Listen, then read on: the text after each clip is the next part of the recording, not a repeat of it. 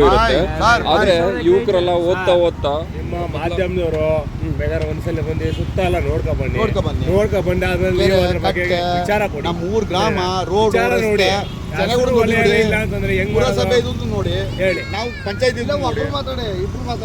ಪಂಚಾಯತಿ ಇದ್ದು ನೋಡಿ, ನಾವು ಪಂಚಾಯತಿ ಇರೋದು ನೋಡಿ, ನಗರಸಭೆ ಇರೋದು ಪುರಸಭೆ ಇರೋದು ನೋಡಿ, ನಾವೇ ವ್ಯವಸ್ಥಿತವಾಗಿದ್ದವು. ಈ ಪುರಸಭೆ ಇದ್ದವ್ರು ಹೆಂಗೆ ವ್ಯವಸ್ಥಿತವಾಗಿದ್ದವು. ಈಗ ಏನು ಹೇಳೋದು, ನಾನು ಇಲ್ಲಿಂದ ಫಾರ್ ಎಕ್ಸಾಂಪಲ್ ಒಬ್ರು ಓದಿದವ್ರಿಗೆ ಅಂಥ ಕೆಲಸ ಇದ್ರೇ ಕಂಪನಿಗಳಲ್ಲಿ ಕೆಲಸ ಮಾಡಿದ್ರೇ ಒಳ್ಳೆ ದುಡಿಮೆ ಅನ್ನೋದೊಂದು ಆಗೋಗಿದೆ ಈ ಕಾಲದಲ್ಲಿ. ಹೈನುಗಾರಿಕೆ ವ್ಯವಸಾಯ, ಆಮೇಲೆ ಎಲ್ಲ ನಾವು ಕೃಷಿವಂತವಾಗಿದ್ದೀವಿ. ನಾವು ನಮ್ಗೆ ಅದೇ ಸಾಕು.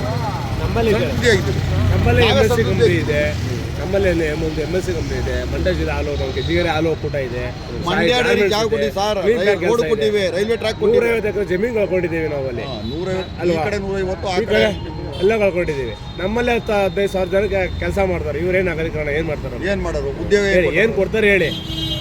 ಅವ್ರು ಹೇಳ್ತಾರೆ, MLA ಅವ್ರು ಹೇಳ್ತಾರೆ, ಅವ್ರು ಹೇಳ್ತಾರೆ ಈ ಹೈನುಗಾರಿಕೆ ಕೃಷಿ ಸರ್ಕಾರ ಕಾಂಗ್ರೆಸ್ ಅಣ್ಣ ಈ ಕ್ಷೇತ್ರ, ಮತ್ತೆ ಇದಂಗೆ ಬಿಟ್ಕೊಡು ಜನರಿಂದನೇ ಬಂದಿರೋ ಸರ್ಕಾರ ಅಂದಮೇಲೆ ಅದು ಹೇಗೆ ಅಗೇನ್ಸ್ಟ್ ಆಗ್ತದೆ? ಸರ್ ಏನಾಯ್ತು ಗೊತ್ತಾ, ಮದ್ದೂರಿಂದ 600 ಕಿಲೋಮೀಟ್ರ್ ವ್ಯಾಪ್ತಿ ಐತೆ ನಮ್ಮದು. ಓಕೆ, 600 ಕಿಲೋಮೀಟ್ರ್ ಅದು ಏನು ಹೇಳ್ತಿದೆ ಸರ್ಕಾರ? 6 ಕಿಲೋಮೀಟ್ರ್ ವ್ಯಾಪ್ತಿ ಅಂದರೆ ಕಿಲೋಮೀಟ್ರ್ ಮದ್ದೂರಿಂದ ಡಿಸ್ಟೆನ್ಸ್ 600 ಕಿಲೋಮೀಟರ್ ಇದೆ.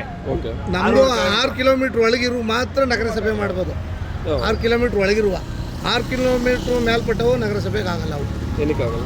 ಅವು ಇಷ್ಟು ಕಿಲೋಮೀಟ್ರ್ ವ್ಯಾಪ್ತಿ BMC ಲೆಟ್ರ್ ಸಿಗಲ್ಲ.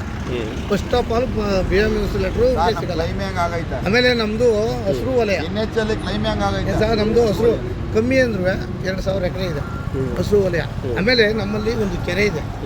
ಆ ಕೆರೆ 3 ಹಳ್ಳಿಗೆ ನೀರು ಹೋಗುತ್ತೆ. ಅದು ಕುದುರೆಗುಂಡಿ, ಸಾದ್ರಳಲು, ಬೋರಾಪುರ ಹಿಂಗೆ ನೀರು ಹೋಗುತ್ತೆ.